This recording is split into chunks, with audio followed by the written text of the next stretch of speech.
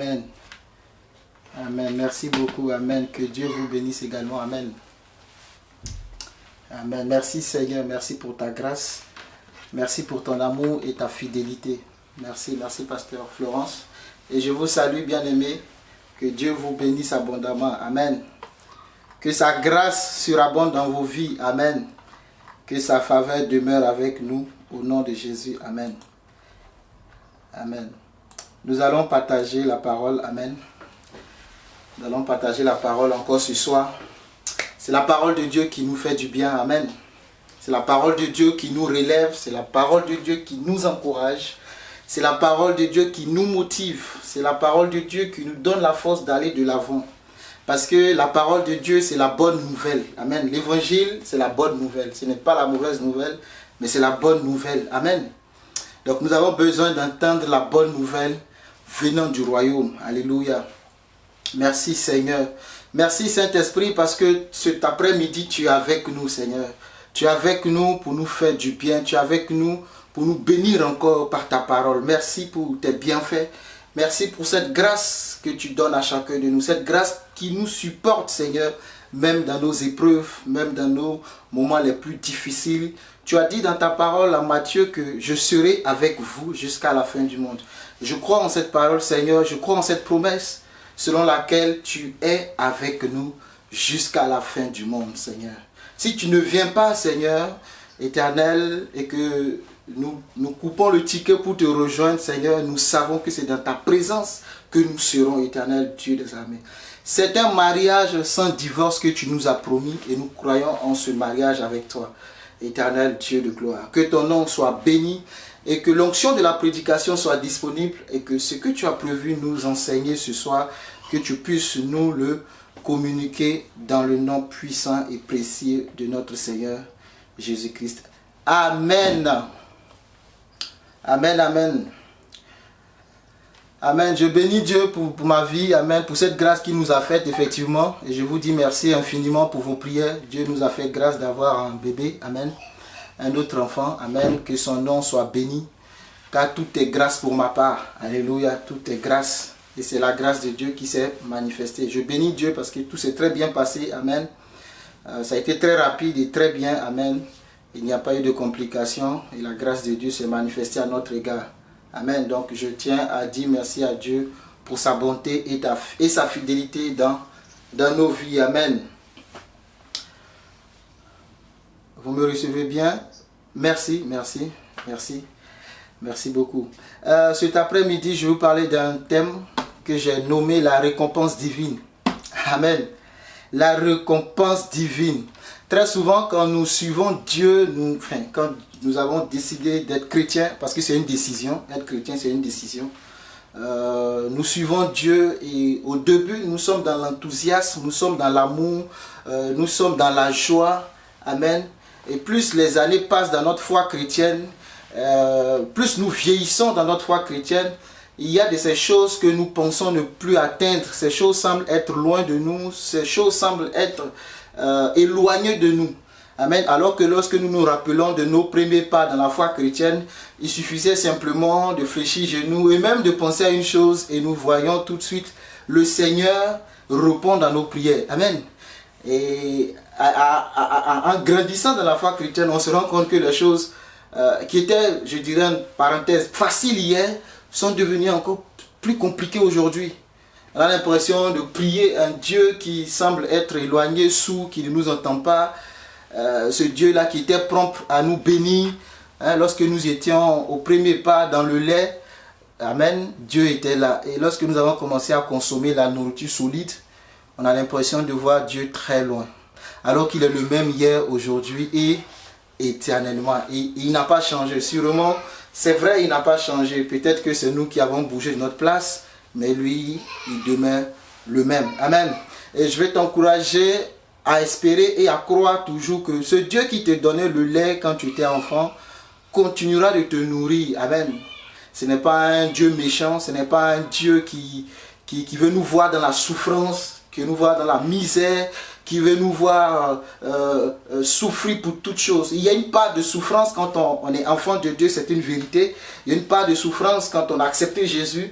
Au nom de Jésus-Christ, il y a certaines souffrances que nous allons endurer. Mais ce qui est intéressant dans tout ça, c'est qu'il a promis être avec nous afin de supporter, parce que lui, il a déjà tout supporté, de supporter avec nous ce que nous vivons, de nous consoler, de nous encourager, de nous amener à tenir bon, ferme et à rester fidèles. Ça, c'est l'engagement que lui, il a pris envers nous. C'est cette parole qu'il nous a donnée. Amen. Et il est là pour nous bénir. Il est là pour nous faire du bien. Amen. Lorsque nous parlons de Dieu, lorsque nous prêchons Jésus, nous pouvons être rejetés, nous pouvons être méprisés. Amen. Si c'est pour son nom, bien sûr, le monde va nous haïr, le monde va nous mépriser. Mais une chose est sûre, il m'a dit, je suis avec toi jusqu'à la fin du monde. Amen. C'est ça notre garantie.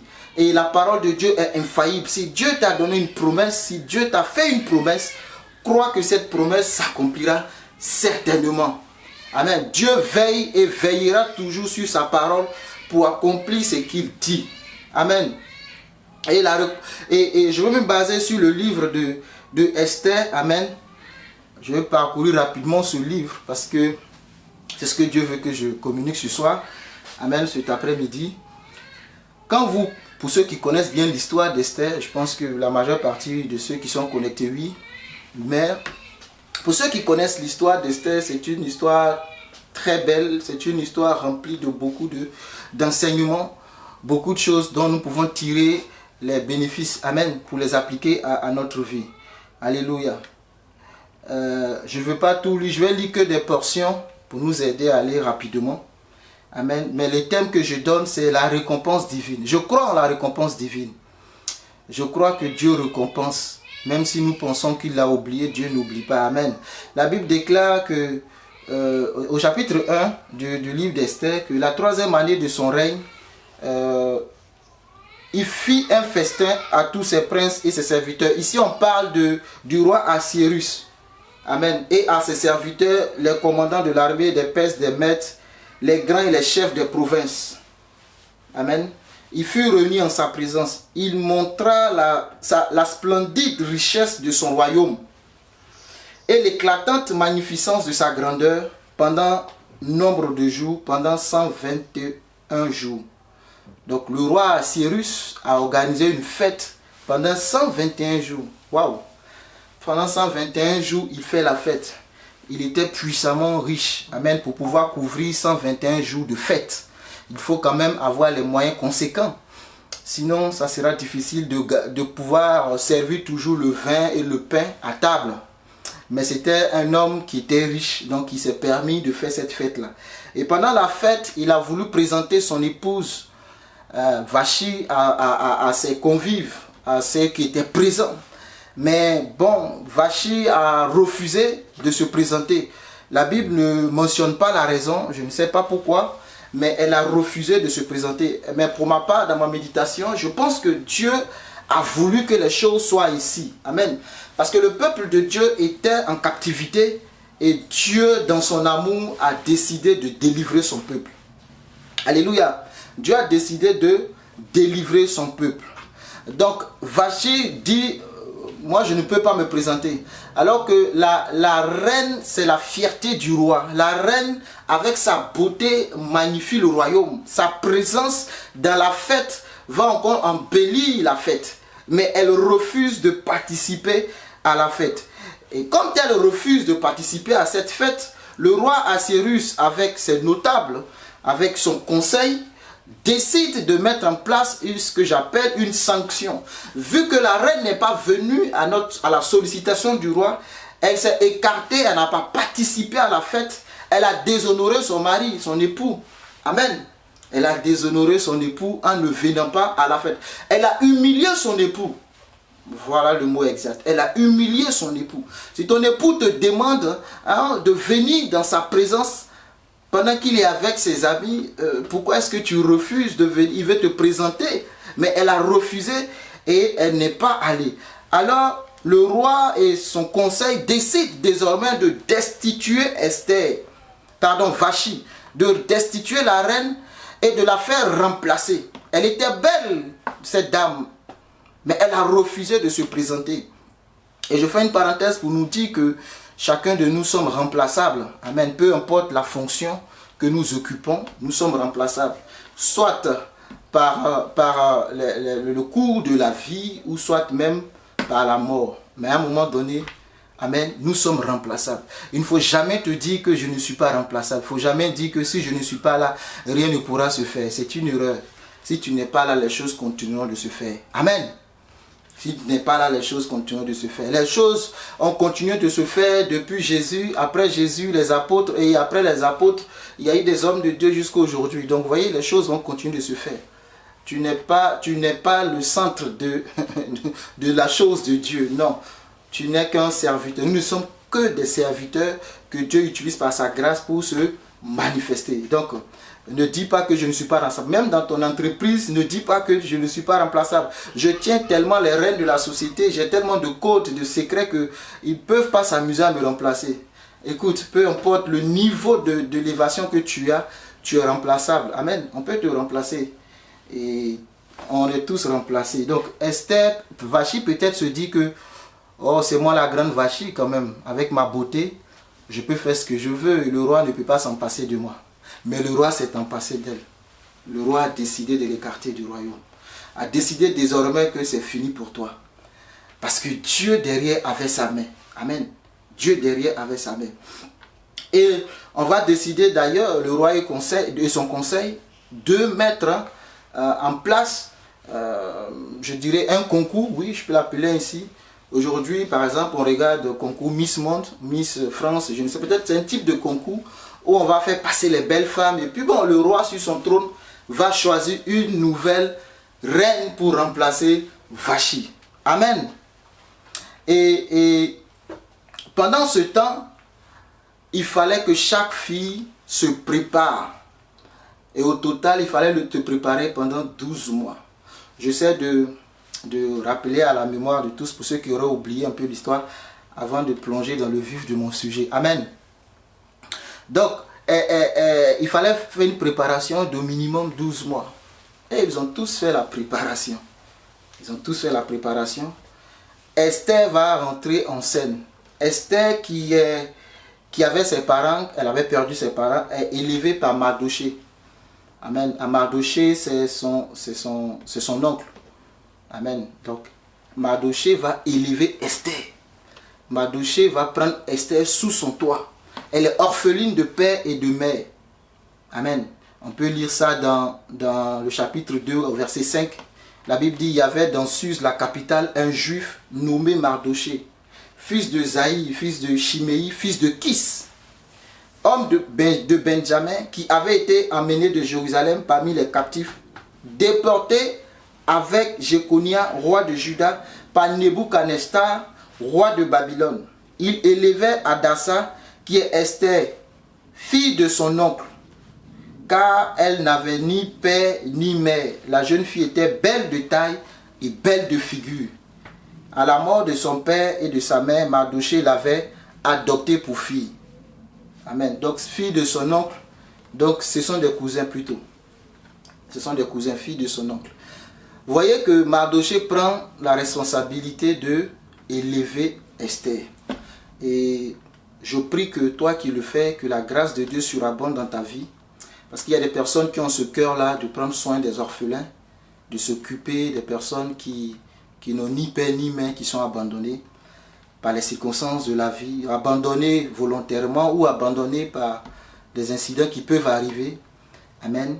Il y a des personnes qui ont ce cœur-là. Dieu a déposé ce fardeau-là dans leur cœur, qu'ils prennent bien soin des enfants des autres. Amen. Et je veux prier que si tu as la recherche de ressources pour pouvoir prendre soin de ces enfants-là, que Dieu ouvre son bon trésor en ta faveur. Amen. Parce que c'est dans le plan de Dieu. Amen. C'est dans le plan de Dieu de s'occuper des orphelins, des veufs, ainsi de suite. C'est dans le plan de Dieu. Même si ce n'est pas ce qui fait, même si c'est pas ce qui est notre bâton de pèlerin dans le corps de Christ, mais il faut vraiment prendre soin. Si Mardoché n'avait pas pris soin d'élever Esther, je ne pense pas que les choses se seraient passées telles que nous la connaissons. Amen. Que Dieu bénisse tous les Mardochés. Au nom de Christ Jésus. Amen. Mardochée veut dire... Amen, amen. Mardochée veut dire petit homme. Quand j'ai cherché la définition, ça veut dire petit homme. Mais je ne sais pas si c'est petit homme dans le sens de sa taille ou c'est petit homme dans le sens de son rang social. Je ne sais pas. Mais en tout cas, ça veut dire petit homme. Donc le petit homme a pris à ses côtés la petite fille, belle de figure, pour l'élever. Et quand le concours va être lancé, elle va être préparée et Esther va se présenter à ce concours. Amen.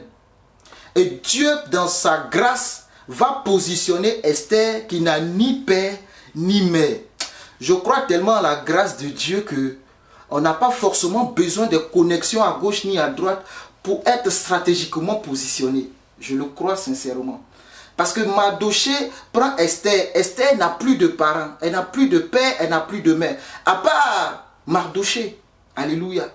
Mais de toutes les filles qui sont passées dans le royaume, sûrement des filles qui ont des parents stratégiquement positionnés, des filles même dont les parents étaient des conseillers du roi, je ne sais pas, des notables du roi, des ministres du roi. Parce que souvent, on peut faire des mariages arrangés. Vous savez qu'on fait des mariages arrangés. Oh, j'ai ma fille qui est là-bas, on peut la connecter à ton fils. Malgré tout, la Bible nous dit que lorsque ce fut le tour de Esther, le roi n'est pas resté indifférent. Amen. Malgré qu'elle n'avait personne, à part son cousin Mardochée. Elle n'avait personne. Et je vais te dire que tu as besoin de connaître une seule personne. Mardochée, c'est suffisant. Dans notre cas, tu as besoin de connaître une seule personne, Jésus-Christ. Et c'est suffisant. Il te faut une personne pour te former. Il te faut une personne pour t'enseigner le code de la royauté. C'est pour cela que notre Seigneur Jésus est un roi. Et il dit que nous sommes des rois. Donc il nous enseigne le code de la royauté. Il y a l'éthique du roi. Il y a la manière de se comporter quand on est reine, quand on est roi. Un roi ou une reine ne se comporte pas comme tout le monde. Non, il y a la manière, le style vestimentaire, le style de vie, la manière de parler, les phrases. Vous voyez, tout ça c'est calculé.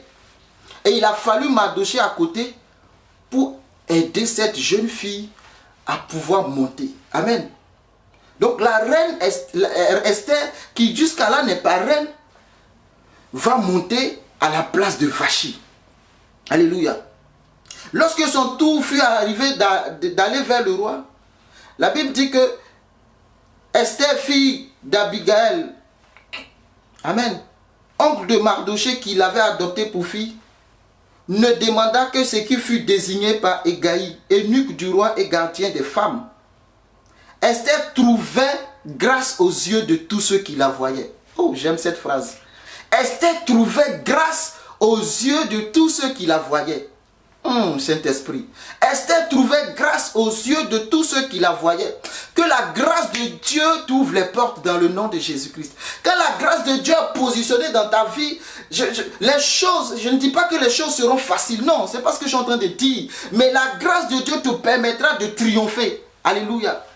La grâce de Dieu te permettra toujours d'être accepté là où normalement tu n'as pas le droit d'être accepté. Laissez-moi vous dire que le roi ne sait pas qui est ce peuple, non. Le roi ne sait pas qui est Mardochée, quelle est son origine. Quand la grâce de Dieu est dans ta vie, Dieu est capable de te camoufler par cette grâce et de te faire passer par des chemins insoupçonnés pour te positionner dans des lieux stratégiques. Ce que je vais te dire, il faut seulement regarder à la grâce infinie de Dieu. Amen. Même si tes parents sont morts, Esther a vu ses parents mourir, elle est restée seule. Mais cela n'a pas empêché Esther de monter. Pourquoi? La Bible dit que tous ceux qui voyaient Esther, quand il la regardait, disaient, mais cette jeune fille, il y a quelque chose en elle. On ne comprend pas, mais il y a quelque chose qui l'accompagne. Que cela soit ainsi pour toi au nom de Christ Jésus. Amen. Esther fut conduite auprès du roi Assuérus. Oh Jésus, j'aime ta parole. Dans sa maison royale. Le 10e mois qui est le mois de Tébet. La 7e année de son règne. Le roi aima Esther. Le roi aima Esther. Plus que toutes les autres femmes. Esther était belle. Je suppose que quand on se présente à un concours Miss Monde, quand même il y a un certain niveau de beauté qu'il faut avoir. Donc, sous-entend que toutes ces filles qui se présentaient, elles étaient aussi belles. Oui, elles étaient belles. Mais ce qui a fait la différence, c'est la grâce qui reposait dans la vie de Esther. Alléluia. C'est ce qui a fait la différence. Elles étaient toutes belles. Mais ce qui a fait la différence, c'est parce que sur Esther, il y avait la grâce de Dieu. La grâce est venue par Jésus-Christ. Et ce qui fait la différence dans ta vie, ce n'est pas le fruit de tes efforts. Non, ce n'est pas la sueur de ton front. Non, mais c'est la grâce de Dieu qui t'accompagne. C'est ce qui fait toute la différence dans ta vie. Amen. Ce n'est pas parce que tu es mieux que les autres sont aussi beaux, les autres sont aussi belles, les autres filles. Mais qu'est-ce qui a fait la différence? La Bible me parle de grâce. Oh, j'aime mieux ta grâce, Seigneur, que tous mes efforts réunis. J'aime mieux ta grâce. Amen. J'aime mieux ta grâce. Alléluia. Mais Esther était préparée. Vous savez ce qu'on appelle la chance, moi je la définis comme un homme préparé qui rencontre une opportunité. La grâce n'exclut pas la préparation. Esther n'a pas dit j'ai la grâce de Dieu dans ma vie. Bon, je pense que même si je ne me prépare pas, je ne me parfume pas, je ne mets pas les aromates, vu que la grâce de Dieu est avec moi, je peux me réveiller de mon lit à 6h, 7h, je porte mes habits et je me présente devant le roi et le roi va me prendre. Non, non, ça ne se passe pas comme ça. Ah non, pas du tout. C'est pas comme ça que ça se passe. Il faut une préparation. Il faut une préparation. La grâce de Jésus lui-même fut préparée. Quand Jésus est descendu sur terre, il n'est pas arrivé le même jour, il n'est pas allé à la croix. Il y a eu un processus. Il a été préparé de 0 à 30 ans. Nous l'avons connu à partir de 30 ans, quand il commence à exercer vraiment son ministère. Mais avant ça, on nous parle de Jésus qui est né 8 jours après, on ne parle plus. On parle de Jésus à 12 ans dans le temple et après, silence radio. Où était-il tout ce temps? En préparation. C'est important la préparation. Alléluia. La grâce de Dieu est dans ta vie, c'est vrai. Mais ça n'exclut pas la préparation. Donc ce que tu peux appeler la chance, c'est simplement la préparation qui rencontre une opportunité par la grâce de Dieu. C'est tout simplement ça. Amen. Donc, le roi aima Esther. Je continue. Le roi aima Esther. Et le verset suivant dit, et elle obtient grâce et faveur devant lui plus que toutes les jeunes filles. Il mit la couronne royale sur sa tête et la fit reine. Ah Jésus, l'inconnu est devenu visible. Esther, l'inconnu est devenu visible. Il l'aima et il posa la couronne sur sa tête. Voyez là Jésus, qui t'a tellement aimé, qui a pris la couronne d'épines sur sa tête et il t'a donné la couronne de roi, la couronne de reine. Vous savez, on a tissé une couronne d'épines. Hein, quand vous regardez selon les théologiens, les épines qui sont rentrées, c'est le sang a coulé. Pour que le sang coule, il faut quand même que les épines aient une certaine dimension. Jésus a dit, donne-moi ta couronne d'épines et prends ma couronne de gloire. Alléluia. Prends ma couronne de gloire. C'est lui, sa tête qui a été percée, c'est son sang qui a coulé. Pour que nous, vous et moi, nous puissions porter la couronne de gloire. Le roi prend la couronne, Vachi, au revoir. Hein, Vachi peut être ceux qui l'ont rejeté, ceux qui n'ont pas cru en lui. Vachi, bye bye. Vachi, bye bye. Il y a une nouvelle reine dans la cour royale. Amen. Il y a une nouvelle reine. Et on lui met la couronne. Et le roi donna un grand festin à tous ses princes. Pardon, j'ai sauté.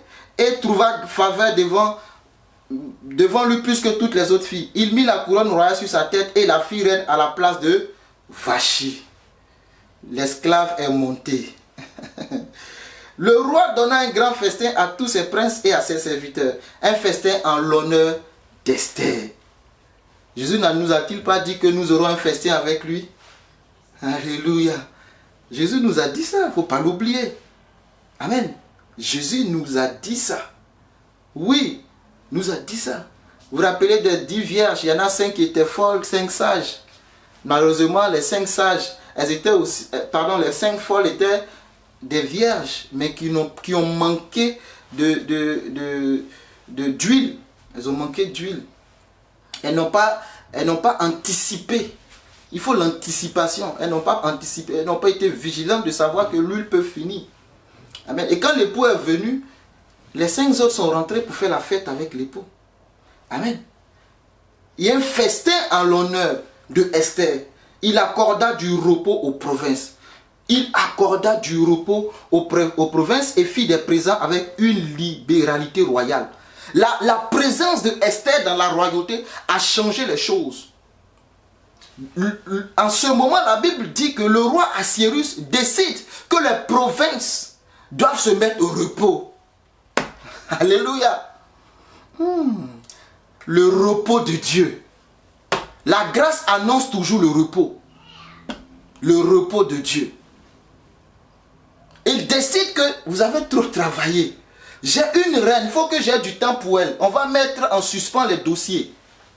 Alléluia. Il faut que je m'occupe de la nouvelle reine qui est arrivée. Amen. Il accorda du repos aux provinces et fit des présents avec une libéralité royale. Au nom de Jésus-Christ, que cette libéralité royale te soit accordée. Il a fait des présents en fonction, pas de la poche d'Esther, mais en fonction du niveau de puissance du royaume. Alléluia. C'est ce que Dieu a fait. Maintenant, pourquoi? La question, pourquoi Dieu décide de positionner Esther là? Pourquoi? Pourquoi? Rien n'est fait dans le hasard chez Dieu. Dieu voulait que quelqu'un soit stratégiquement positionné. Pourquoi? Parce que lui, derrière, il sait qu'il y a un événement qui se prépare. Si Dieu t'a positionné là, c'est parce qu'il sait que tu dois être la solution. Amen. Pour les événements qui se préparent, pour les ruses du diable qui se préparent.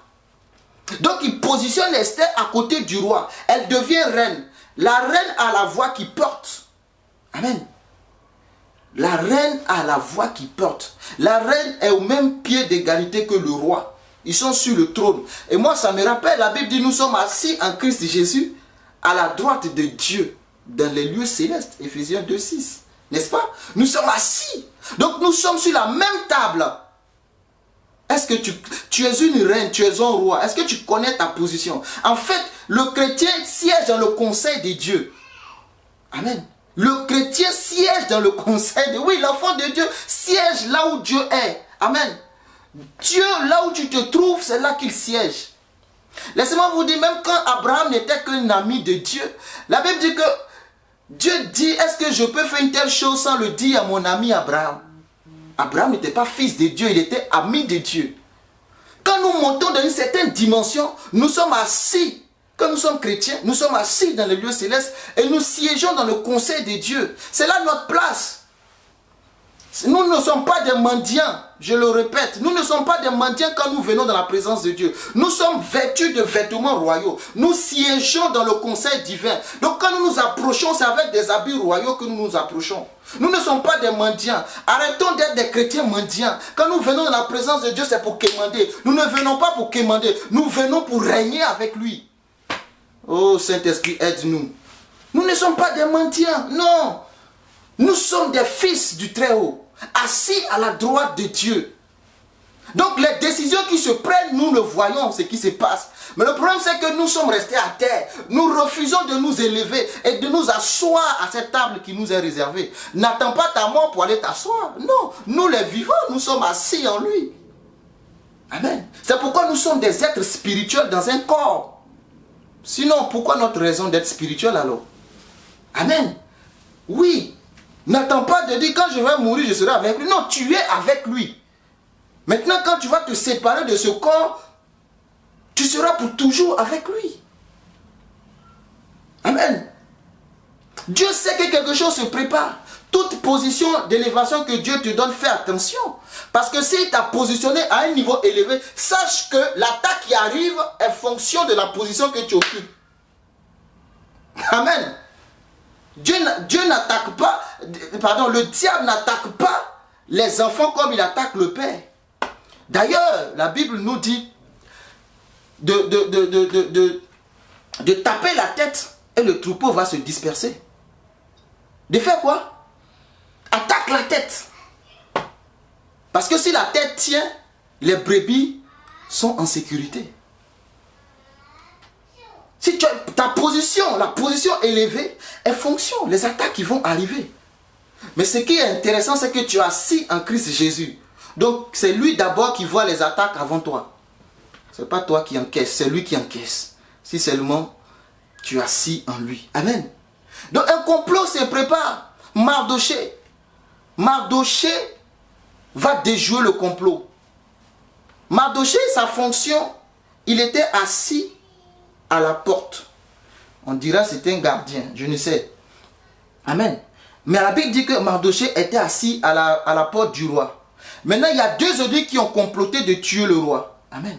Ils ont porté la main sur le roi. Et Mardoché a eu connaissance de cela. Le roi Assuérus, ce n'est pas un chrétien. Le roi Assuérus, ce n'est pas un juif. Le roi Assuérus ne vit pas la vie de sanctification. Mais Mardoché, dans la position qu'il est, il joue son rôle. Il a été embauché pour être là. Il reste là, il fait sa fonction. Amen. Il sert le roi sans préjugés, sans arrière-pensée. Amen. Il sert le roi sans se dire, mais je sais quelqu'un qui ne suit même pas mon Dieu. Mardoché sert le roi. C'est seulement le roi. Amen. Et Mardoché eut connaissance de la chose et en informant la reine Esther, qui la rendit au roi de la part de Mardoché. Les faits ayant été vérifiés et trouvés exacts, les deux eunuques furent pendus à un bois. Et cela fut écrit dans les livres des chroniques en présence du roi. Le roi a un livre de souvenirs. Le royaume a un livre de souvenirs où on écrit les actes qui se passent, les bons actes qui se passent. Dieu aussi a un livre de souvenirs. Amen. Dieu aussi a un livre de souvenirs. La récompense divine. Dieu récompense. Dieu récompense. Pierre a dit à Jésus, nous avons tout quitté pour te suivre. Dis-nous la vérité. Quelle sera notre part? Jésus a répondu. Il a dit, tout ce que vous avez laissé pour me suivre, vous les aurez sur cette terre. Et vous les aurez aussi dans le siècle à venir. La vie éternelle. Dieu récompense. Alléluia. Le roi ils ont inscrit l'acte de Mardoché dans le livre de souvenirs. Très bien. Très bien. Et le roi a fermé le livre, ils ont fermé le livre, c'est fini. Amen. Mais comme je te le dis que Dieu, quand il te positionne, ce n'est pas forcément pour toi-même tes intérêts. Amen. Oui. Ce n'est pas forcément pour toi-même tes intérêts. Non, quand Dieu positionne un homme, c'est pour l'intérêt du royaume. Dieu, quand il travaille toujours pour l'intérêt du royaume. Dieu ne travaille pas pour des intérêts égoïstes et personnels. Ce n'est pas comme ça que Dieu travaille. Quand Dieu décide de mettre sa main dans quelque chose, il faut voir que cette chose, c'est pour l'intérêt du royaume. Amen. C'est pour l'intérêt du royaume. Donc, il permet que les eunuques complotent contre le roi. Et Mardoché déjoue le complot. Et cela est écrit. Dieu dit écrivez. Ils ont écrit, ils ont gardé. Et la Bible nous renseigne qu'un certain Aman va monter au pouvoir. Amen. Il monte au pouvoir et il devient le premier ministre du royaume. Il est tout près de Assuérus. Je ne te lis pas hein, tout. Je te laisse aller lire. Il est tout près d'Assuérus, le roi. Et le roi lui-même va décider que désormais, quand Aman passe devant cette porte, il faut que tout le monde se prosterne et que tout le monde l'adore. Et... oh Seigneur Jésus. Mais j'aime Mardoché. Mardoché dit, cette affaire devient compliquée. Cette affaire-ci, comme le diraient les Camerounais, cette affaire-ci devient compliquée. Alléluia. Cette affaire-ci devient... Attends. Moi, je vais me prosterner devant un homme qui s'appelle Aman parce qu'il est élevé en dignité. Aman, Mardoché ne le fait pas. Ben, ses coéquipiers, enfin, ses collègues qui sont là ont constaté que le monsieur ne fléchit pas à genoux. Et l'autre ne vient même pas d'Aman, du roi. Et on fait savoir cela au roi. À Aman, et Aman remarque effectivement que Mardoché ne se met pas à genoux quand lui, le grand Aman, passe. Amen. Au chapitre 3, vous pouvez lire, par exemple, au verset 2, la Bible dit, tous les serviteurs du roi qui se tenaient à la porte du roi fléchissaient le genou et se prosternaient devant Aman. car tel était l'ordre du roi à son égard. Même Mardochée ne fléchissait point le genou et ne se prosternait point. Il faut être quand même audacieux pour le faire. Je vous parle du premier ministre de la République.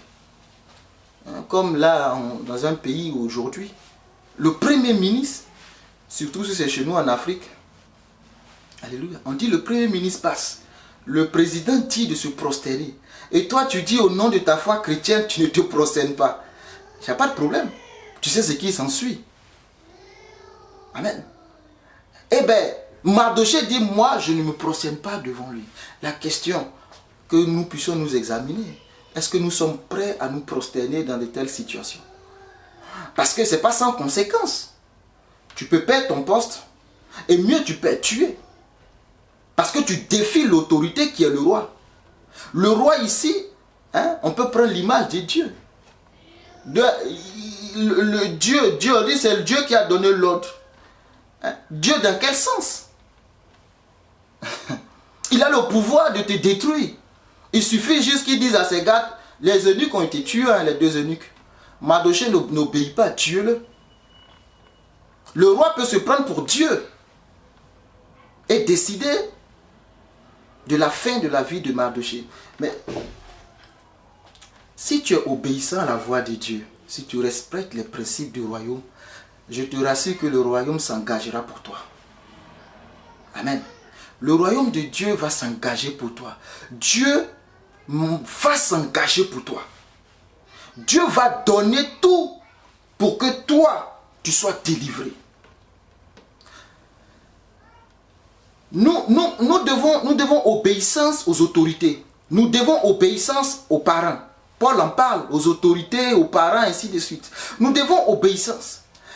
Mais il y a un certain niveau où nous ne pouvons pas dépasser. Si le parent te dit de te prosterner devant autre chose que Dieu, bon, à ce niveau-là, le choix est vite fait. Si le président de la République ou ton directeur te demande de faire autre chose qui va contre ta foi chrétienne, je sais que tu ne le feras pas. Parce que tu vas réagir comme Mardochée. Alléluia. Et le ciel s'engagera pour toi. Dieu ne va pas t'oublier parce que tu ne t'es pas prosterné devant le fétiche. Dieu ne t'oubliera pas. Amen. Mais Mardochée dit, moi, je ne me prosterne pas devant Aman. Et Aman va vérifier les faits lui-même. Il se rend compte qu'effectivement, Mardochée ne se prosterne pas quand lui il passe. Mais Aman n'a pas décidé de mettre la main sur Mardochée lui seul. Vous voyez, la Bible dit au chapitre 6 que « Mais il dédaigna de porter la main sur Mardochée seul, car on lui avait dit de quel peuple était Mardochée. » Voyez-vous? Et il voulut détruire le peuple de Mardochée. Tous les Juifs qui se trouvaient dans le royaume d'Assyrus. Ça, c'est le diable. Ouais, ça, c'est le travail de Satan. Quand Satan t'attaque, je le dis, Satan, quand il vient t'attaquer, en fait, par la maladie, la souffrance, les misères, les enfants, en fait, le but de Satan, ce n'est pas simplement de te tuer. Non, non, c'est pas ça. Mais c'est de te faire perdre la foi. Parce que tu peux mourir et garder ta foi. Comme la femme de Job a dit, maudit Dieu meurt. Moi, je dis, mais on peut mourir sans maudit Dieu non plus. Oui. Le but du diable, c'est de te faire perdre la foi. C'est de renoncer à ce Dieu que toi-même tu as accepté de suivre. C'est de dire non Seigneur, je me retourne, je t'abandonne, je laisse tomber ton histoire. C'est trop compliqué. Satan ne veut pas seulement te détruire, toi, il n'a aucun intérêt à gagner en te détruisant si tu as toujours la foi. Il gagne quoi? Rien du tout. Et Satan n'a pas d'intérêt à te détruire toi, mais il a intérêt à détruire toute ta famille. Parce que Satan sait que la foi que tu as, cette foi est contagieuse. Donc, c'est toute ta famille qui l'en veut. Et c'est toi l'élément essentiel que Dieu a positionné. Il t'a positionné de manière stratégique. Donc, le diable sait.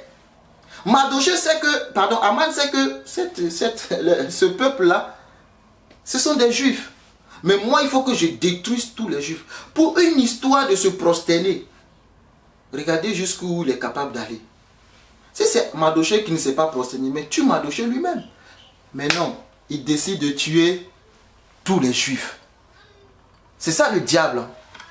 Le but du diable, voyez, on parle de persécution. La foi chrétienne est de plus en plus difficile de s'exprimer librement, de plus en plus. Pourquoi? Le but, c'est quoi? C'est de te décourager et de faire de telle sorte que tu abandonnes la foi. Si tu rénies Dieu et que tu meurs, malheureusement, et je le dis malheureusement, tu n'auras pas part avec lui. Si tu rénies Dieu et tu meurs. Mais je bénis Job qui n'a pas renié Dieu. Amen. Sa femme a dit maudit Dieu et meurt. Maudit Dieu et meurt. Non, madame, je ne peux pas maudire Dieu. Alléluia. Mardochée, dans le chapitre 10, la Bible dit que le roi ôta son agneau de la main et le remit à Aman, fils de Amédada l'Agagite, ennemi des Juifs. Et le roi dit à Aman, l'argent t'est donné et ce peuple aussi, fais-en ce que tu voudras. Mais Aman a oublié que Dieu a positionné une personne de manière stratégique qui s'appelle Esther. Que Dieu est en train de travailler dans l'ombre. Jusqu'ici, Aman ne se doute de rien. C'est comme ça que ton ennemi pense. Jusqu'ici, c'est moi qui ai le contrôle des choses. Jusqu'ici, c'est moi qui dirige la situation. Mais en fait, ton ennemi ne sait pas qu'il y a un Dieu qui est en train de placer des éléments. Il est en train de positionner des choses. Et que l'ennemi ne sait pas que sa chute sera plus grande que ce qu'il a prévu pour toi. Aman s'est dit, j'ai l'agneau du roi, j'ai l'accord du roi, j'ai le peuple à ma position, je peux aller le détruire. Mais laisse-moi te dire que la Bible dit que tu as la prunelle de ses yeux. Est-ce que tu peux venir toucher l'œil si les prunelles ne se mettent pas en mouvement? Non, je ne le crois pas. Le diable s'est acharné. Il dit, je vais détruire le peuple. Oh, monsieur le diable, c'est ce que tu as décidé. Mais ce n'est pas ce que Dieu a dit. Job dira, mon Rédempteur vit, il s'élèvera le dernier. Oh Jésus, merci. Je ne sais pas quels sont les Aman qui sont en train de comploter dans ta vie. Ils ont pensé qu'ils ont le contrôle de la situation. Mais laisse-moi te dire qu'il y a un Esther que Dieu a mis à côté du roi. Un Esther que Dieu a placé. Vous savez, ils étaient que deux. Il y avait Mardochée, il y avait Esther. Il n'y avait pas le nombre. Avec Esther et Mardochée, Dieu a délivré tout le peuple. Deux personnes. Alors que lui, il avait 127 provinces. Il était au-dessus de 127 provinces. Le nombre importe à Dieu. Alléluia. Il a envoyé des courriers et ça a été publié. Amen. La stratégie divine. Dieu est un stratège. Dieu n'est jamais pressé. Dieu n'est jamais pressé. C'est nous qui sommes pressés. Parce que Dieu, quand il rentre en scène, oh, la Bible me dit que lorsqu'il s'élève, ses ennemis se dispersent. Jusqu'ici, Dieu est assis. Jusqu'ici, Dieu est assis. Il faut dire au diable, jusqu'ici, mon Dieu est assis. Fais attention, parce que lorsque mon Dieu se lèvera, la Bible dit, lorsqu'il se lève, il n'a pas parlé, il n'a rien dit, il se lève seulement. Ses ennemis commencent à plier bagage. Jusqu'ici, le Dieu des Juifs est assis, il observe la scène, il regarde Aman et ses agents en train d'agir et il sourit sur le trône. Vous ne savez pas ce que vous êtes en train de faire. Tu ne peux pas te lever contre le peuple de Dieu. Regardez, depuis 2020 ans, on est en train de se lever contre l'église du Seigneur. Mais jusqu'ici, l'église tient debout. Toi, tu ne peux pas te lever contre l'église du Seigneur et tu vas gagner la bataille. Ce n'est pas possible. C'est l'épouse de Jésus-Christ. Et Jésus-Christ chérit son épouse. Il prend soin de son épouse. Il veille sur son épouse. Alléluia. Qui que tu sois, tu ne peux pas t'attaquer à l'épouse du Seigneur et sortir victorieux. Ce n'est pas possible. Je bâtirai mon église et les portes du séjour de la mort ne prévaudront point contre elle. Oui. Je bâtirai mon église et tu fais partie du corps de Christ. C'est toi l'église. L'église est l'assemblée des saints. L'église, ce n'est pas le bâtiment. C'est l'ensemble des saints qui adorent Dieu. C'est ça l'église. Ceux qui représentent Jésus-Christ sur la terre. C'est ça l'église. L'église, c'est une seule personne. Amen. Les dénominations, les assemblées réunies qui adorent Jésus, c'est ça l'église. Paul dit que nous serons dans l'unité de foi. C'est ça l'église. Amen. C'est ça l'église. L'église est une personne devant Dieu. C'est son épouse. Maintenant, si toi, tu penses que je suis dans mon église et que le frère qui est Dans notre église, je peux lui adresser la parole. Je me demande comment tu feras quand Christ viendra régner sur son église. L'église, ce n'est pas ton bâtiment que tu vois. Hein. Ce n'est pas là où tu vas chaque dimanche pour adorer. Ça, c'est une assemblée. Amen. Ça, c'est une assemblée. Mais l'église, c'est l'ensemble de ceux qui adorent Dieu. On peut se lever contre une assemblée et puis la fermer. Mais on ne peut pas se lever contre l'épouse du Seigneur Jésus et l'arrêter. On peut prendre une loi pour fermer ton assemblée. Il n'y a pas de souci, c'est ton assemblée. Mais c'est le bâtiment qu'on a fermé. On n'a pas fermé ta bouche, tes mains. On ne les a pas liés, tes pieds. Alléluia. On ne les a pas liés. Non. C'est ça l'église du Seigneur Jésus-Christ. On ne peut pas se lever contre. Mardoché, je ne sais pas quelle foi il avait, mais il était tranquille dans son coin. Il était tranquille dans son coin. Amen. Mardoché ayant appris au chapitre 4, ayant appris que tout ce qui s'est passé, il fait quoi? Il déchira ses vêtements. Et s'enveloppa d'un sac et se couvrit de sang. Mardoché sait ce qui se passe. Il connaît les principes du royaume. Quand vous lisez l'Ancien Testament, c'est comme ça, quand ils sont dans le malheur, ils se déchirent les vêtements, ils mettent un sac, ils mettent centre, ils s'en vont s'asseoir sur la place de la ville, ils commencent à crier, à pleurer. Amen. Et Mardoché va porter la nouvelle à Esther. Voici ce qui nous arrive. Et Esther va dire, écoute, Mardoché, toi-même tu sais que là où je suis positionné là, c'est la grâce de Dieu. Il ne faut pas que je sois dévoilé. Là, ce que tu me demandes est compliqué. Tu sais, je suis chrétien de l'entreprise, Dieu m'a mis là. Bon, faut pas, soyons sages. Je suis dans la cour du roi, tu veux que je parte parler au roi? Le roi va savoir que je suis juif. Et puis bon, ma position est en danger. Ta position sera en danger. Si c'est pour le royaume. ma position est en danger. Si je me dévoile, Mardoché, pardon, essaie de voir autrement. Mais qu'est-ce que Mardoché va arriver? Mardoché va lui dire, ok, il n'y a pas de problème. Tu ne veux pas venir. Mais qui sait, si ce n'est pas pour une occasion pareille que Dieu t'a positionné? Qui sait? Qui sait? Personne ne sait. Réfléchis bien, Esther. Tu n'es pas là pour manger le pain et boire le vin, Esther. Réveille-toi, Esther. Tu n'es pas là pour montrer ta beauté seulement au roi. Tu es là parce que le royaume est en danger. C'est pourquoi Dieu a placé sa grâce dans ta vie pour que tu sauves tout le royaume. Mais qu'est-ce que tu fais, Esther? Tu es en train de dormir. Tu es tout le temps couché dans le lit du roi. Tu as oublié pourquoi tu es monté. Tu es juif, Esther. Tu n'es pas de ce peuple. Il ne faut pas l'oublier, Esther. Et toi, tu ne fais que ronfler la nuit. Alors que le peuple est en danger. Réveille-toi, Esther. Et Esther va prendre conscience. Dieu ne t'a pas placé là pour que tu regardes les belles choses du roi. Que tu roules les carrosses du roi. Dieu t'a placé là, tu en profiteras certainement. Mais c'est parce que Dieu sait que dans la suite des temps, il aura besoin de ta position. Hé, arrête de dormir. Arrête de dormir. Tu dors trop, arrête de dormir. Hey, tu te laisses trop manipuler par le roi. Le roi te montre trop le royaume. Les choses du royaume sont trop montées dans ta tête. Tu commences à penser que si je suis dévoilé, je vais perdre ma position. Je perds le poste que j'ai. J'ai dit que j'étais et puis on m'a embauché. Maintenant tu veux que je dise que et puis je vais perdre? Non. Non, non. Non, je ne veux pas perdre. Alléluia. Mais Mardoché dit, ok, reste là. Je sais que Dieu va nous délivrer. Mais toi, Dieu merci, Esther a compris. Amen. Esther va accepter de rentrer en scène. Et vous savez, elle a fait prendre un jeûne de 3 jours que les gens aiment faire. Jeûne d'Esther, jeûne d'Esther. C'est ça? Les gens, vous aimez jeûner, vous ne comprenez pas les choses. Jeûne d'Esther. 3 jours secs, tu ne manges pas et tu ne bois pas. Tu dis c'est jeûne d'Esther. Regardez, ici, il y avait mort d'homme qui planait. Il y avait mort d'homme. Toi, tu fais jeûne sec. 3 jours, tu ne manges pas. Après, tu t'en sors avec des maladies. Et puis, tu dis non, que non. Si tu jeûnes, je te dis une chose. Si tu jeûnes, tu fais jeûne d'Esther, c'est parce que le Saint-Esprit t'a parlé. Vous savez, par le passé, j'ai fait jeûne 3 jours secs. Je partais travailler. Si c'est à refaire, plus jamais.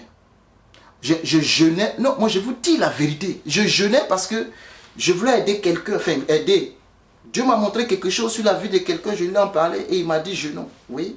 Et j'ai accepté. 3 jours secs, je vais au travail, je quitte, j'habitais le 91, je paye 1h30, je prends la voiture pour aller travailler dans le 93, Tremblay en France. À un moment donné, je voyais noir. Je suis sorti de là, il y a des choses, il faut que mais ça c'est pas le Saint-Esprit, je vous dis la vérité. Pourquoi? Parce que ce pourquoi j'ai gêné, au lieu de voir la chose s'approcher, la chose nous a fui. La chose n'y allait plus. Dieu ne peut pas te dire de gêner et puis tu sors dans la défaite. C'est quel Dieu ça? On est sorti dans la défaite. C'était même pas mon histoire, j'ai chargé le problème de quelqu'un sur ma tête. Parce que je voulais aider, je voulais bien faire. Jeûnant, puis je me suis mis dans le jeûne. Faisons très attention, tu vas mourir dans le... Si je mourais là, il va dire, bienvenue mon fils, tu as coupé ton temps, ce n'était pas ton temps. Mais comme tu ne comprends rien, viens t'asseoir là. Je vous dis la vérité. Est-ce que je compte les jeunes? Non. Je ne suis pas en train de dire ça, je jeûne toujours. Hein? Non. Mais je vais dire, entends la voix de Dieu. Aujourd'hui, nous vivons avec le Saint-Esprit. Eux, à l'époque, c'est comme ça qu'ils procédaient. 1, 2, 3, ils jeûnent et ils crient à Dieu. C'est comme ça, c'est ce qu'ils connaissaient. Mais nous sommes à l'ère du Saint-Esprit. Nous sommes dans le temps de la grâce. Amen. Si tu dois faire ce type de jeûne, fais attention. Tu vas sortir avec ton corps. Tu vas sauter des maladies. Et tu vas encore venir prier Dieu pour te guérir. J'ai fait l'expérience. J'ai fait l'expérience. Je suis sorti pas bien. Ne le fais pas. Si Dieu te dit de jeûner 3 jours secs, il faut lui demander qui est en train de mourir.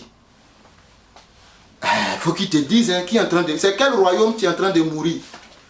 Mais tu es dans le conseil de Dieu, il faut lui poser la question, Seigneur, c'est quel royaume qui est en train de mourir? Quel royaume? C'est quel roi qui est en train de décider de détruire le peuple? Dis-le-moi, on va jeûner. Il faut jeûner, oui. C'est une parenthèse, sincèrement. Esther a dit de jeûner parce que c'est ce qu'elle sait. Et ils ont jeûné, ils ont trouvé gain de cause. Dieu a exaucé. Tu ne peux pas jeûner. Le Saint-Esprit te parle. Tu jeûnes et tu sors dans la défaite. C'est pour cela que je dis, ce n'est pas le Saint-Esprit. C'est la chair, je me suis laissé emporter par la chair. Ça, ce n'est pas le Saint-Esprit. Le Saint-Esprit, tu ne peux pas te dire de jeûner et tu sors dans la défaite. On a jeûné, ça s'est empiré même. Voilà, la situation même est devenue chaotique où tout s'est gâté. On dira comme chez nous, l'eau est versée, on ne peut plus ramasser. Bon, le jeûne là, il est passé où? Est-ce Dieu? Non, c'est pas Dieu. C'est pas Dieu. Il faut avoir le courage, je le dis, ce n'est pas Dieu. Beaucoup de tes jeunes, fais attention. Hein.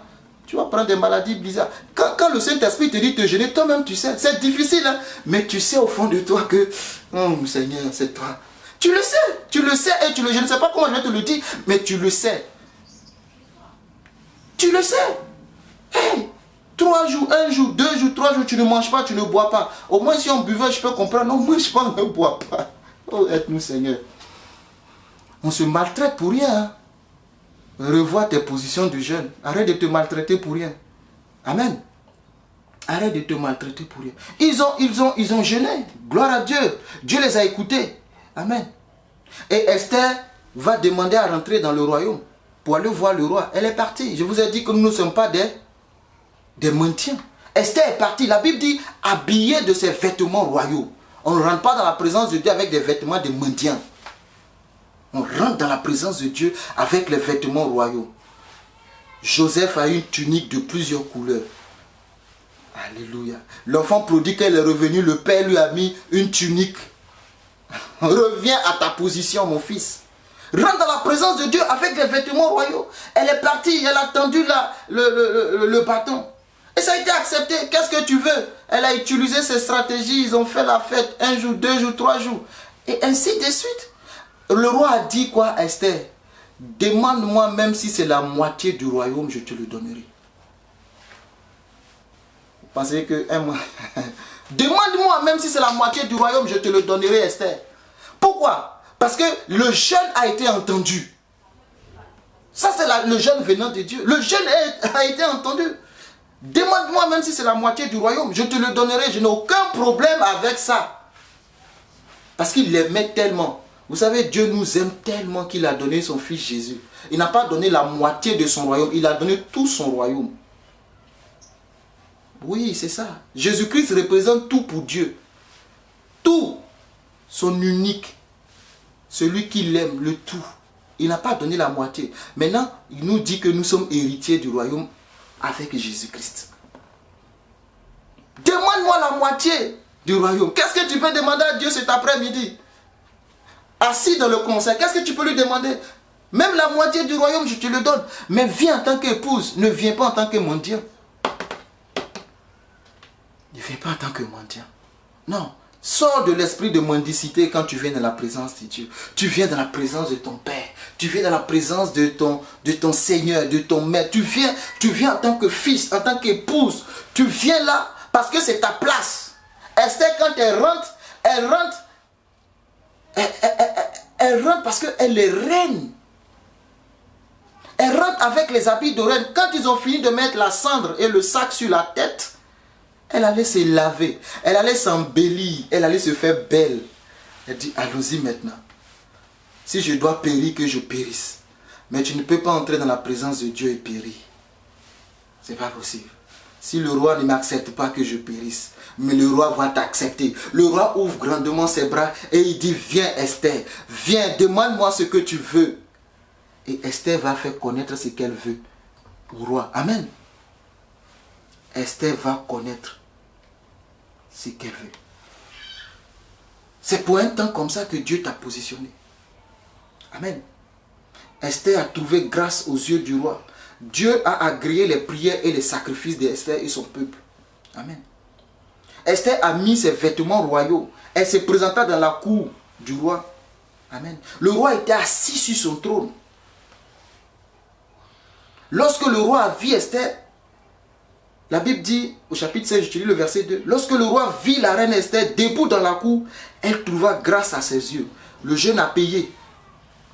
Le jeûne a marché. Alléluia. Et le roi tendit à Esther le sceptre d'or qu'il tenait à la main. Dieu te reçoit favorablement dans sa présence. Amen. Dieu te reçoit. Elle s'approcha et toucha le bout. Esther s'approcha et toucha le bout du sceptre. Nous sommes agréables dans la présence de Dieu, pas parce que nous avons fait des choses, mais parce que Christ a offert son corps, son sang pour nous. Il est monté avec le sang, une fois pour toutes. Il est rentré dans le sanctuaire. Donc nous sommes agréables. Nous venons dans la présence de Dieu avec un parfum de bonne odeur. Nous sommes agréables à Dieu. Comme cette femme dans Luc 7, la femme pécheresse qui est venue avec un vase d'albâtre cassé aux pieds de Jésus-Christ. Alléluia. Elle est venue, elle s'est placée là, elle a cassé, la Bible dit qu'elle avait une mauvaise vie. Mais lorsqu'elle est rentrée dans la présence de Jésus, l'odeur, elle voulait que l'odeur de sa vie devienne l'odeur du parfum. Elle est en train de dire à Jésus, tu vois l'odeur de ce parfum, que ma vie soit ainsi. Ma vie est dans une... Je ne peux pas te le dire. Jésus, je veux. Jésus n'a pas dit, madame, tu sens trop, sors de ma présence. Non. Jésus l'a accepté. Jésus l'a aimé. Alléluia. C'est ça Dieu. Le roi a attendu. Esther a touché. Le roi était content. Amen. Le roi était content. Que demandes-tu? Si tu fais la moitié du royaume, je te le donne. Amen. Et Esther dira, si le roi trouve bon, qu'il vienne au festin que je vais préparer. Amen. Aman a dit, je vais détruire le peuple juif. Je m'en vais pour conclure. Mais ce qu'Aman ignore, c'est qu'il est le Dieu de la justice. Je ne peux pas décider de détruire les enfants de Dieu sans raison valable. Parce qu'ils ont décidé d'obéir à Dieu. Je te garantis que Dieu ne te laissera pas. Il a dit, je serai avec toi. Amen. Aman est allé dire à sa famille ce qui s'est passé. Et comme il a une mauvaise épouse, Zeresh, et des mauvais habits, ils lui ont dit qu'on prépare un bois haut de 50 coudées. Et demain matin, demande au roi qu'on y pende Mardochée. Il n'a pas de bons amis. Aman la Gagite. Il n'a pas de bons amis. Amen. Puis tu iras joyeux au festin avec le roi. Sur ta vie plut à Aman et il fit préparer le bois. Amen. Mais rappelez-vous que ce que Mardochée a fait, cela a été inscrit dans le livre du souvenir. C'est pourquoi je dis que Dieu est le Dieu de la récompense divine. Aman se dit que c'est fini. Je vais pendre Mardochée demain. L'heure de sa chute est arrivée. Oh Mardochée, si tu savais, demain, il y a un texte qui plane sur ta tête. Ta tête est mise aux enchères. Tu seras pendu. Aman était tout heureux, tout content. Mardochée continuait de louer son Dieu. Il ignorait ce complot. Continue de louer ton Dieu. Ne te préoccupe pas de lui. Toi, continue de louer ton Dieu. On va te pendre demain. Le grand jour tant attendu arrive. Alléluia. Mais comme Dieu est dans l'ombre et il orchestre, il organise les choses. La Bible dira, oh, cette nuit-là, le roi ne put pas dormir. Qu'est-ce qui s'est passé, monsieur le roi? Mais le roi ne put pas dormir. Il dit, amenez-moi le livre de souvenirs, le livre des chroniques. Et ils ont ouvert le livre et ils ont trouvé inscrit que Mardochée avait fait un acte qui n'a pas été récompensé. Amen. Et le roi va demander, quelle marque de distinction et d'honneur, quelle marque de distinction et d'honneur Mardochée a-t-il reçu pour cela? Tu as tellement fait de bons actes dans ta vie et Dieu te pose la question ce soir, quelle marque de distinction et d'honneur as-tu reçu? Amen. Toi, tu fais du bien autour de toi. Continue de le faire. Tu n'as pas de retour. Mais laisse-moi te dire que si le roi Assyrus a un livre de souvenirs, c'est que Dieu aussi a un livre de souvenirs. Quelle marque de distinction, écoutez bien sa question, quelle marque de distinction et d'honneur, quelle marque de distinction et d'honneur Mardochée a-t-il reçu? Et la réponse est, il n'a rien reçu. Répondit ceux qui servaient le roi. Il n'a rien reçu. Tout ce que tu as fait, rien. Avec tout ce que tu as fait, rien. Qu'est-ce qu'on t'a donné? Rien du tout. C'est moi qui ai tellement servi, mais rien du tout. Alléluia. Alors le roi dira qui est dans la cour. Aman, malheureusement ou heureusement, je ne sais pas ce que toi tu diras, si c'est heureusement ou malheureusement, je te laisse choisir le mot, mais en tout cas, Aman s'est retrouvé dans la cour. Et le roi demande, qui est dans la cour? On dit c'est Aman, faites-le entrer. Amen. Alors le roi le dit, qui est dans la cour? Aman était venu dans la cour extérieure de la maison du roi. Pour faire quoi? Je ne sais pas. Pour demander au roi de faire pendre Mardochée au bois qu'il avait préparé pour lui. Parce qu'il est le numéro 1 du royaume. Il se croit tout permis. Les serviteurs du roi lui répondirent.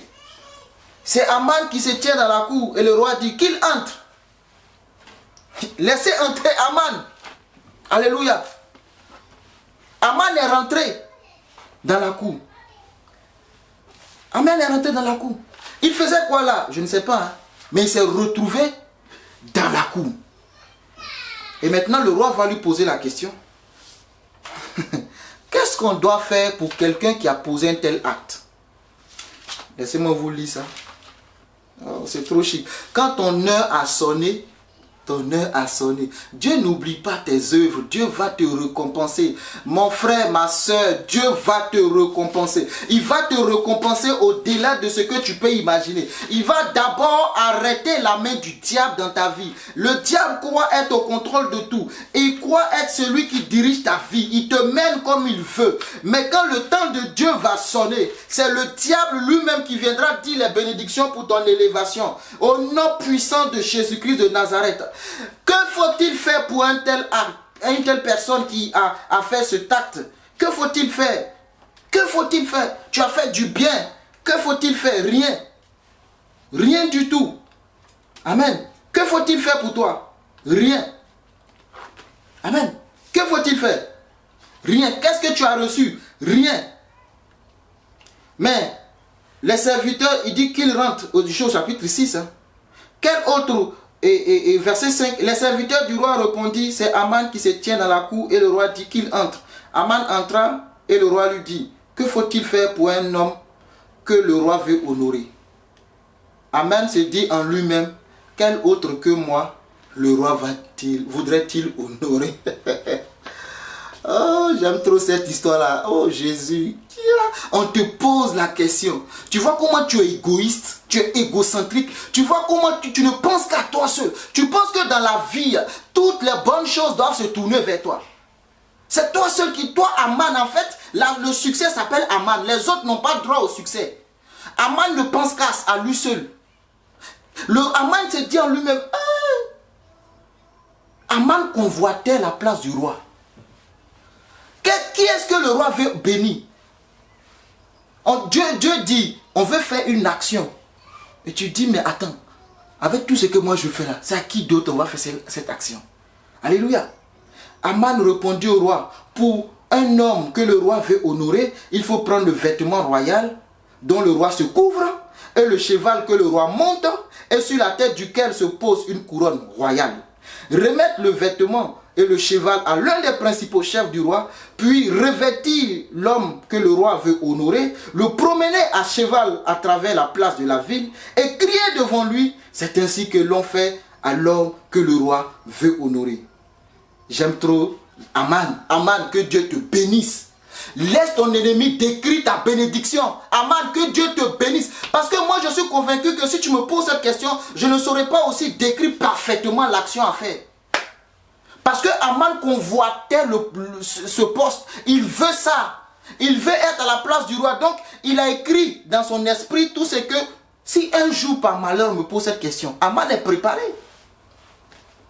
Je bénis Aman. Parce que je ne pense pas que Mardochée lui-même pourrait décrire ce qu'il veut. Dieu te pose la question, que veux-tu? Tu vas me dire qu'il me donne l'Esprit Saint. C'est ce que tu vas me dire tout à l'heure là. Qu'est-ce que Dieu doit faire pour toi? Dieu te demande, tu veux quoi? Tu vas dire, Seigneur, je veux ton Esprit Saint. Donc, en d'autres termes, le Saint-Esprit ne vit pas en toi en ce moment. Tu es trop un chrétien modeste. Tu es revêtu d'une humilité que je n'aime pas. Je n'aime pas cette humilité-là. Que veux-tu que je fasse pour toi? Ah, Seigneur, toi-même, tu vois que bon. Non, dis ce que tu veux. Veux-tu la moitié du royaume? Ah, si je demande ça, on va trouver que je suis trop. Oui, qu'on le dise. C'est Dieu qui a posé la question. Amen. C'est Dieu qui a posé la question. Une fois que Dieu pose la question, mais dis ce que tu veux. Dis ce que tu veux, n'aie pas peur. Dis ce que tu veux, c'est de l'audace. Dis-le. Amen. Mais j'aime la réponse du roi au verset 10. Le roi dit à Aman, prends tout de suite le vêtement et le cheval, comme tu l'as dit, et fais ainsi pour Mardochée, le juif qui est assis à la porte du roi. Ah, donc le roi a su que c'est un juif. Le roi a su que c'est un juif. Donc le roi sait que Esther c'est une juive. Donc l'ennemi agite la queue, pourquoi? Amen. Fais ce que tu as dit. Et ne néglige rien de tout ce que tu as mentionné. Aman prit le vêtement et le cheval. Il revêtit Mardochée. J'imagine la scène. Il le promena à cheval à travers la place de la ville. Et il cria devant lui, c'est ainsi que l'on fait à l'homme que le roi veut honorer.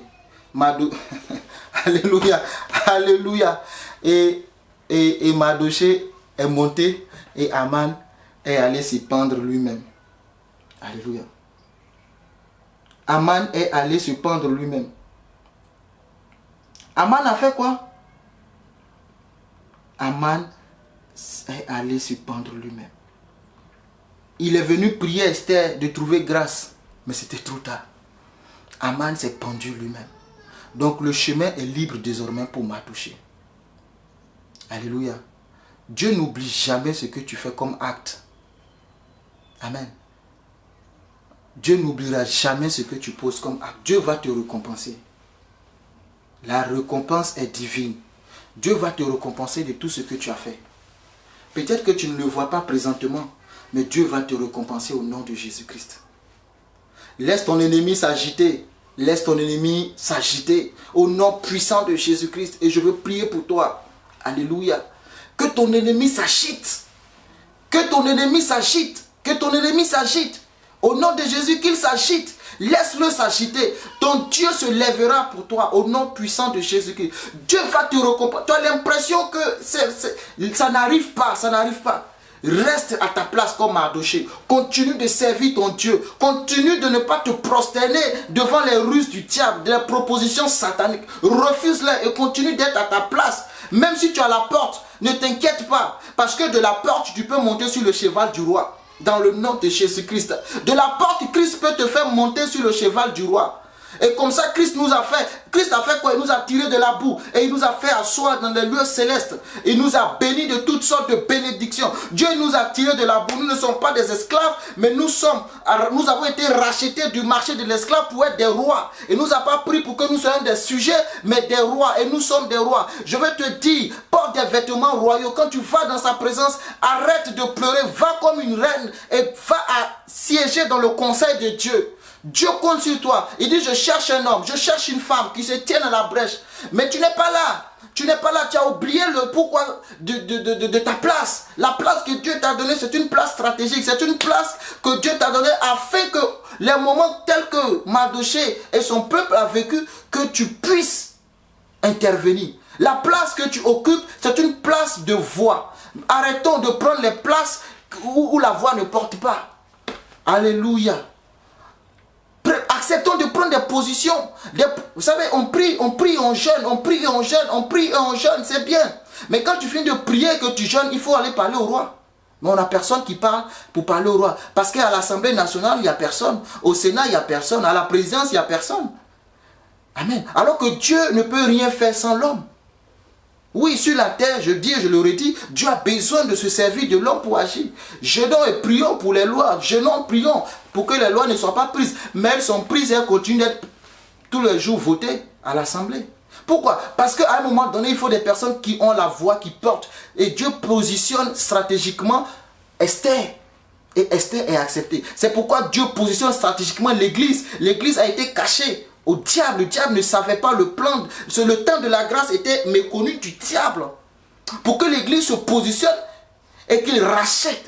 Christ a racheté. L'église doit parler, l'église doit parler, l'église doit parler au roi. L'église doit dire, oh roi, le peuple est en train de périr. Le peuple est en train de périr. Oh roi, le peuple est en train de périr. Le peuple est en train de... Mais église, tu es assise, tu te tais, tu te dis, je préfère les vêtements et aller manger, danser avec le roi. Non, c'est pas ça seulement église. Église, Dieu dit que tu dois parler, Dieu est assis. Il dit, je veux envoyer quelqu'un, mais je trouve personne. Personne qui parlera pour nous, qui va parler, qui va ouvrir la bouche, qui va monter pour parler. Personne. Parce que l'église est préoccupée, parce qu'il a la position du roi. Il est assis avec le roi, c'est le festin tous les jours. Tous les jours, c'est le poulet qu'il faut manger. Il faut toujours danser, il faut toujours faire la fête. Non, ce n'est pas ça ton rôle, l'église. Ce n'est pas ça ton rôle, église. Dieu t'a positionné, église, à côté pour que tu parles.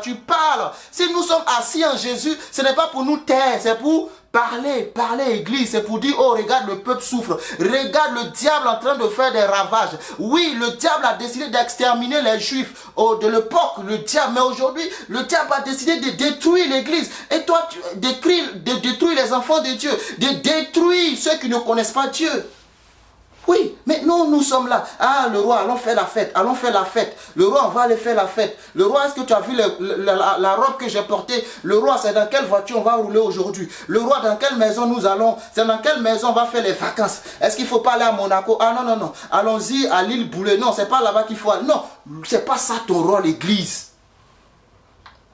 Ce n'est pas ça ton rôle, église. Ce n'est pas de chercher sur la terre les meilleurs endroits où aller vivre. Ce n'est pas ça ton rôle. Tu es à côté du roi et tu dois parler. Et ce qui est intéressant, c'est que le roi a déjà accepté ta présence. Il a déjà accepté ta présence. Mais nous allons continuer de prier et jeûner jusqu'à quand? Jusqu'à quand? Mais voici l'action de deux personnes, Mardochée et sa fille, ont délivré tout un peuple. Parce qu'ils étaient déterminés. Dieu a-t-il besoin du nombre? Je ne sais pas, je ne pense pas. Non, Dieu a besoin des personnes disponibles, des personnes qui parlent. Amen. Habakkuk dit, je me tiens à la brèche pour voir, je monte sur la tour et je me tiens là à ma place pour voir ce que l'Éternel répliquerait. Qu'est-ce qu'il va dire? C'est ça que j'ai besoin pour descendre. Amen. Je me tiens dans sa présence. Je suis en train de guetter la parole de Dieu. Est-ce que nous guettons la parole de Dieu? Est-ce que nous sommes en attente où, oh Dieu, qu'est-ce que tu vas dire aujourd'hui? Nous allons saisir cette parole. Qu'est-ce que tu veux dire à ton peuple? Qu'est-ce que tu veux communiquer à ton peuple? Non, Dieu n'est pas là seulement pour le pain et le poisson. Non, il n'est pas là pour le vin. Non, c'est bien toutes ces choses. Mais qu'est-ce que tu veux? Parce que le peuple est en train de périr. Qui enverrai-je qui marchera pour nous? Jésus a dit, levant les yeux, voyez-vous, la moisson est grande, mais il y a peu d'ouvriers. Parce que tous nous sommes préoccupés à comment mettre les costumes, à comment mettre les belles robes, à comment être embellis, à comment rouler les grosses voitures. Je ne suis pas contre. À comment être joli, à être présentable, à avoir des chiffres d'affaires florissants. Oui, c'est bien toutes ces choses. Mais écoute, Église, ce n'est pas cette position que Dieu t'a donnée. Non, ce n'est pas pour que tu regardes aux choses de la terre. Non, c'est pour que tu puisses attirer vers toi tout le peuple, que personne ne périsse. C'est ça le message que je veux te communiquer. En fait, c'est juste ce bout-là. Mais il fallait que je fasse tout ce détour-là. Alléluia. C'est juste ce bout-là. Amen. Ne regarde pas seulement la terre, la terre. Oui, l'église, les yeux promenés sur la terre. Vous savez, quand le cochon marche, ses yeux sont seulement dans la boue, dans la boue, dans la boue. C'est dans la boue seulement les choses de la terre. C'est dans la boue. Paul dit c'est de la boue, c'est de la boue, c'est de la boue. Arrête, arrête. C'est pas que ça que Dieu... C'est pas pour cela qu'il a placé l'église. Non, non, c'est pas pour ça. C'est pour attirer vers lui tous les peuples. Amen. C'est pour attirer vers lui tout le peuple. Au nom de Jésus-Christ. Amen. Tu es une reine, tu n'es pas une mendiante. Et je te rassure, je te le garantis, Dieu ne te laissera pas vide, jamais de la vie. Les meilleures choses dans ma vie qui me sont arrivées, c'est des choses que je n'ai pas demandées à Dieu. Je vous dis la vérité. Les choses que tu ne demandes pas à Dieu, Dieu te les donnera. Mais les choses pour lesquelles j'ai couru, je ne vois même pas arriver. Alléluia. Mais tu es placé là, pour ça. Tu es placé là pour ça. Et on se laisse séduire par le monde, par le train de cette vie. Partout, même dans l'église. C'est que ça, on nous sert, c'est que ça. Non, c'est pas ça. Il faut faire monter ta famille avec toi. Oh Saint-Esprit, je m'arrête là. Sinon, pardonne-moi d'avoir assez débordé. Seigneur. Amen. Oh Saint-Esprit, Jésus assis et oh Jésus-Christ. Tu es une reine, tu rentres dans la présence de Dieu. Tu rentres dans la cour. Dis Seigneur, je rentre dans la cour. Dieu t'a accepté dans sa présence. Il veut que tu fasses monter vers toi les autres. Il veut que tu fasses monter. Mais tous les jours, tu ne fais que demander pour ton bien-être. Seigneur, qu'est-ce que tu vas me donner aujourd'hui? Qu'est-ce que tu vas me donner? Jésus n'a cessé de nous dire, ne vous inquiétez pas. Mais nous nous inquiétons tous les jours. Vous avez le royaume avec vous, mais nous on s'inquiète. Oh Dieu, aide-nous, aide-nous, aide-nous, aide-nous. Tu es Esther, tu es Mardoché. Tu es Esther et tu es Mardoché. Comprends-le, nous le sommes tous. Nous ne sommes pas là seulement pour les choses de la terre. Les choses de la terre vont nous poursuivre. Ce n'est pas à nous de les poursuivre. Alléluia. Que Dieu te bénisse richement. Que sa grâce et sa faveur soient avec toi. Amen. Que Dieu te donne la force de continuer. Alléluia. Et que le complot du diable contre ta vie soit déjoué dans le nom puissant de Jésus-Christ. Que les plans arrêtés contre ta famille, la destruction prévue, que Dieu entre en scène et qu'il détruise tous les assauts du diable au nom puissant de Jésus-Christ. Ce que le diable a prévu pour toi, que les plans sataniques de l'ennemi contre toi soient renversés au nom de Jésus. Aucun de ta famille ne périra dans le nom puissant de Jésus. Tous monteront avec toi. Au son de la trompette, vous tous vous monterez dans le nom puissant de Jésus-Christ. Que sa grâce soit avec toi dans le nom puissant de Jésus. Que Dieu te mette des habits royaux comme il a fait pour Esther. Même si tu n'as personne dans ta vie, tu n'as personne te porter, tu n'as personne te conduire. Je prie que le Dieu tout-puissant, le Dieu d'Abraham, qui te positionne à des endroits stratégiques, qui t'amène dans des fonctions élevées au nom puissant de Jésus-Christ, qui te positionne là où il peut te positionner dans le nom de Jésus, qui te mette dans un jardin là où tu pourras manger dans l'abondance. Jean 10, je suis venu donner la vie aux brebis et je la donne dans l'abondance, la vie Zoé. Merci Seigneur pour cette vie Zoé au nom de Jésus. Église, reprenons notre place de reine et régnons avec le roi au nom de Jésus. Amen.